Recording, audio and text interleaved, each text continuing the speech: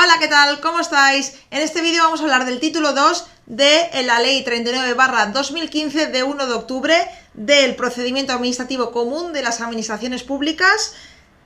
Vamos a ver el título 2, que son de la actividad de las administraciones públicas. Como sabéis, es un resumen hecho por mí. Tenéis el título 1 también en vídeos anteriores. En los siguientes veréis los siguientes. Tenéis lista de reproducción, que os la dejo por aquí. Y tenéis mis redes sociales, Oposiciones de Sanidad, para que me sigáis, y ahí estaré colgando todas las novedades, actualizaciones, información de interés, etcétera. Así que vamos a ello. Artículo 13. Derecho de las personas en sus relaciones con las administraciones públicas.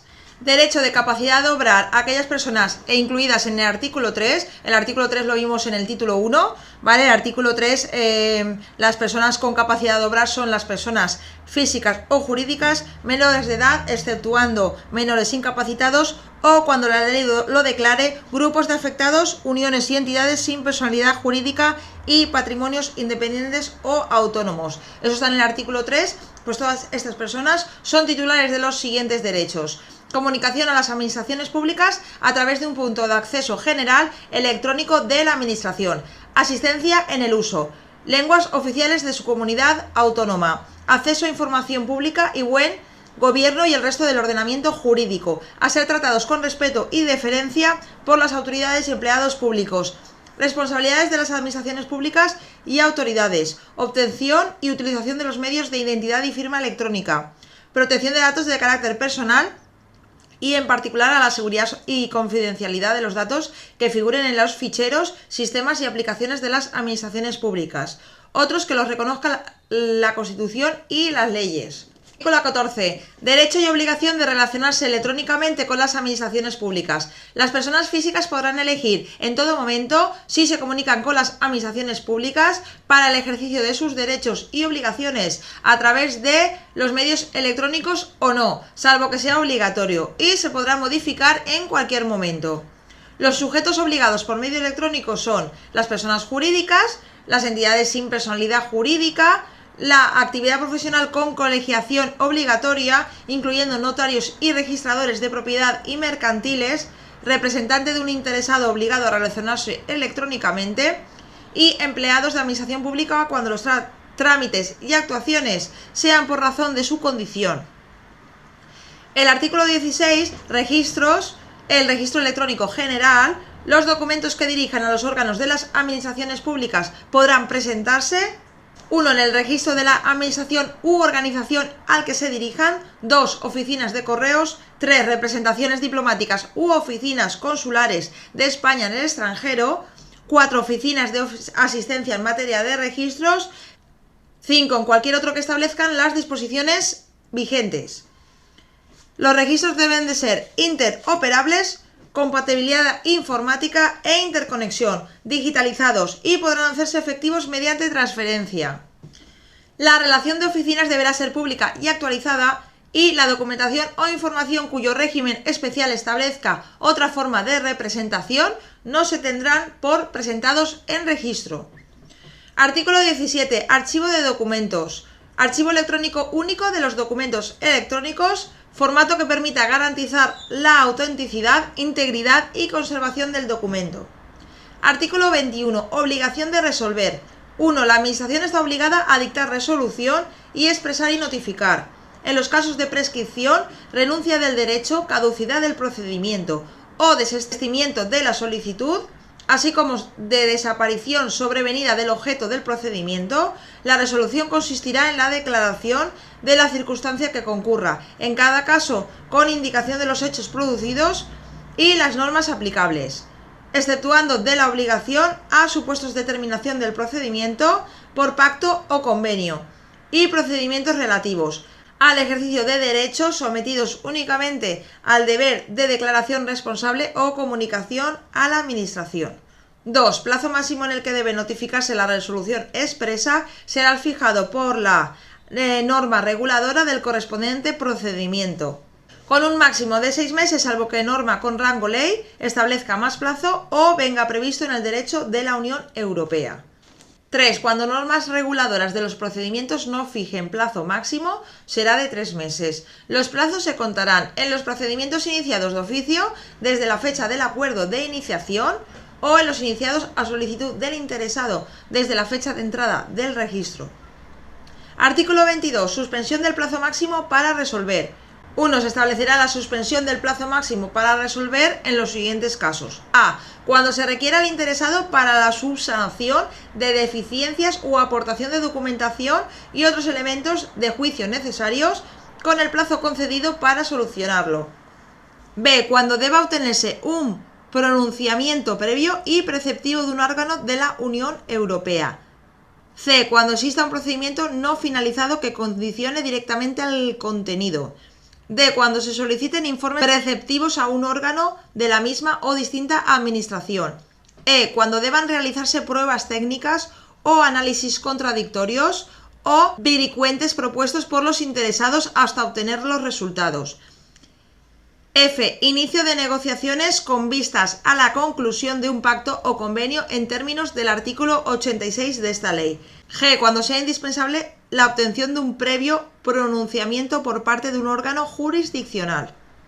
Bueno, pues como hemos visto en el apartado F, que el inicio de negociaciones con vistas a la conclusión de un pacto o convenio en términos del artículo 86 de esta ley, vamos a ver el artículo 86 que aparece en el título 4 del capítulo 5, que veremos en el vídeo del título 4, pero aún así lo vamos a repetir aquí para también dejar claro los términos que corresponden a esta ley para que también podamos entender este apartado, ¿vale? A mí me gusta, si nombran algún artículo, pues poderlo nombrar también aquí. El artículo 86, la terminación convencional. 1. Las administraciones podrán celebrar acuerdos, pactos, convenios o contratos con personas tanto de derecho público como privado, siempre que no sean contrarios al ordenamiento jurídico, ni versen sobre materias no susceptibles de transacción y tengan por objeto satisfacer el interés público encomendado. 2. Deberán establecer identificación de partes intervinientes, ámbito personal, funcional o territorial y plazo de vigencia. 3. La aprobación expresa del Consejo de Ministros u órgano equivalente de las comunidades autónomas, los acuerdos que versen sobre materias de su competencia. 4. Los acuerdos que suscriban no supondrán alteración de las competencias atribuidas a los órganos administrativos. 5. Los casos de procedimiento de responsabilidad patrimonial, el acuerdo alcanzado entre las partes deberá fijar la cuantía y modo de indemnización de acuerdo con los criterios del artículo 34 de la Ley de Régimen Jurídico del Sector Público, que está en la Ley 40/2015. Este artículo ya no lo vamos a ver porque ya se nos va demasiado. Eso ya lo veremos cuando veamos el artículo 86 en el título 4, ¿vale? También lo veremos, igual que también veremos la Ley 40/2015. Posteriormente también tenéis vídeos sobre ello en el canal, dejo por aquí. Vamos a seguir con el artículo 22 en el que estábamos. Era la suspensión del plazo máximo para resolver. Hemos visto el apartado 1, vamos a por el apartado 2. Plazo máximo para resolver y notificar se suspenderá cuando cuando una administración pública requiera a otra para anular o revisar un acto que entienda ilegal y que constituya la base, como indica el apartado 5 del artículo 39 de esta ley, hasta que se atienda o se resuelva. Vamos a ver el apartado 5 del artículo 39, que son los efectos, ¿vale? Ya que lo nombra en este apartado. Cuando una administración tenga que dictar un acto que como base tenga otro de una administración distinta y se entienda como ilegal, podrá requerir para que se anule o revise con lo dispuesto al artículo 44 de la Ley 29/1998 de 13 de julio y si se rechazara podrá interponer recurso contencioso administrativo. Quedará suspendido el procedimiento para dictar resolución. El artículo 44 lo veremos, ya os digo, en el artículo 39 que veremos, repetiremos posteriormente y detallaremos cuando veamos el título 3, que es donde está el artículo 39. Seguimos con el artículo 22, vamos por el apartado 2. B. Cuando el órgano a resolver decida realizar actuación complementaria del artículo 87 hasta que se termine. El artículo 87 en el título 4... Actuaciones complementarias es un plazo de 7 días para las alegaciones, las actuaciones complementarias 15 días, plazo para resolver el procedimiento una vez terminen las actuaciones complementarias. Apartado C. Interesados promuevan recusación hasta que se resuelva. Vamos con el artículo 23. Ampliación del plazo máximo para resolver y notificar. Contra el acuerdo que resuelva sobre la ampliación de plazos que deberá ser notificado a los interesados, no cabrá recurso alguno. Artículo 24. Silencio administrativo en procedimientos iniciados a solicitud del interesado. 1. El silencio tendrá efecto desestimatorio en los procedimientos relativos a que se refiere el artículo 29 de la Constitución, cuando tengan como consecuencia que se transfieran al solicitante o a terceros, si implican dañar el medio ambiente, y en procedimiento de responsabilidades patrimonial de las administraciones públicas. El artículo 29 de la Constitución dice que el derecho de petición individual o colectiva por escrito en forma y efectos que determine la ley, los miembros de las fuerzas o institutos armados o de los cuerpos sometidos a disciplina militar podrán ejercer este derecho individualmente y arreglo a legislación.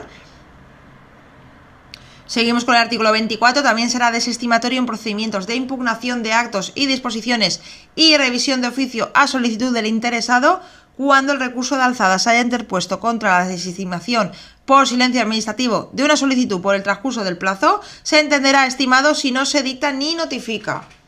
Obligación de dictar resolución expresa a que se refiere el artículo 21.1 se sujetará el siguiente régimen: A. Estimación por silencio administrativo. B. Desestimación por silencio administrativo. El artículo 21.1 ya lo hemos visto, ¿vale? Y simplemente es que la administración está obligada a dictar resolución expresa y notificar en los casos de prescripción, renuncia del derecho, caducidad del procedimiento o desestimiento de la solicitud, así como su desaparición sobrevenida del objeto del procedimiento. La resolución consistirá en la declaración de la circunstancia que concurra en cada caso, con indicación de los hechos producidos y las normas aplicables, exceptuando de la obligación a supuestos de terminación del procedimiento por pacto o convenio y procedimientos relativos al ejercicio de dichos, sometidos únicamente al deber de declaración responsable o comunicación a la administración.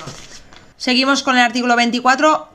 4. Actos administrativos producen efecto desde el vencimiento máximo en que debe dictarse y notificarse resolución expresa sin ser expedido, y su existencia puede ser acreditada por cualquier medio admitido, incluido el certificado electrónico, el cual se expedirá en un máximo de 15 días desde que se expire el plazo máximo del procedimiento. Igualmente, el interesado podrá pedirlo en cualquier momento.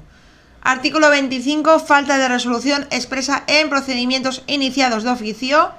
En la parte 1, A. Procedimiento que deriven a reconocimiento o constitución de derechos u otras situaciones jurídicas favorables, interesados podrán entender desestimados por silencio administrativo. B. Si se ejercitan potestades sancionadoras o de intervención susceptibles de producir efectos desfavorables o de gravamen, caducará el procedimiento. 2. Si se hubiera paralizado por causa imputable al interesado, se interrumpirá plazo a resolver y notificar. Artículo 26. Emisión de documentos por las administraciones públicas. 2. Para ser válidos deberán: A. Información en soporte electrónico con formato susceptible de identificación y tratamiento diferenciado. B. Datos de identificación individuales con posible incorporación de expediente electrónico. C. Referencia temporal, fecha de emisión. D. Metadatos mínimos exigidos. E. Firmas electrónicas. 3. Documentos electrónicos informativos y que no formen parte de expediente administrativo no requerirán de firma electrónica. Artículo 27. Validez y eficacia de las copias realizadas por las administraciones públicas. 1. Copias auténticas de documentos privados son con efectos administrativos, se realizan mediante funcionario habilitado a actuación administrativa automatizada, registro actualizado donde constarán los funcionarios habilitados. 2. Copias auténticas tendrán la misma validez y eficacia que los documentos originales. Reglas para garantizar la identidad y el contenido. A y B. Metadatos que acrediten su condición de copia y que se visualice al consultar el documento, tanto si es un documento electrónico original o copia auténtica como en papel.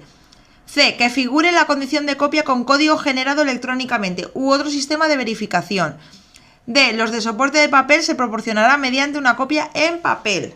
Vamos con el capítulo 2, términos y plazos. Artículo 30, cómputo de plazos. 1. Si es por horas, son hábiles, que formen parte de día hábil. Hora y minuto en que tenga lugar la notificación, si el plazo para presentarlo es menor a 24 horas. 2. Cuando el plazo sea por día, se entiende hábil, sin contar sábados, domingos y festivos declarados. Si son días naturales, lo pondrá en la notificación. 3 y 4. Se contará a partir del día siguiente de la notificación. Si el plazo es de meses o años, se contará a partir del día siguiente. Y si el mes de vencimiento no hubiera día equivalente, será el último día de ese mes. 5. Cuando el último día del plazo sea inhábil, se prorrogará el siguiente día hábil. Artículo 31. Cómputo de plazo en los registros.